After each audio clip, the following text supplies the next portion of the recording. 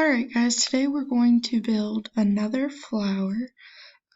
Last time there seemed to be a little bit of confusion that we would use all of the words and all of the petals to make our flower, but we're only supposed to use the ones that have the silent E that change the vowel sound.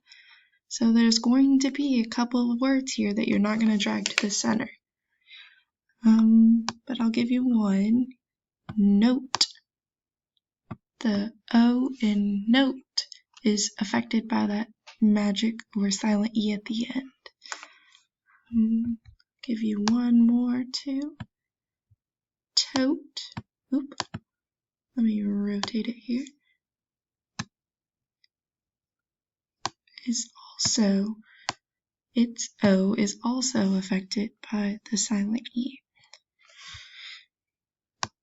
Now when you get your Google slide and do not see that these two are here, it's not because they are wrong, it's because I don't believe all students are watching my videos, so I'm going to put them back in their starting locations. But if you watch this video, then you know that note and tote both belong on your flower.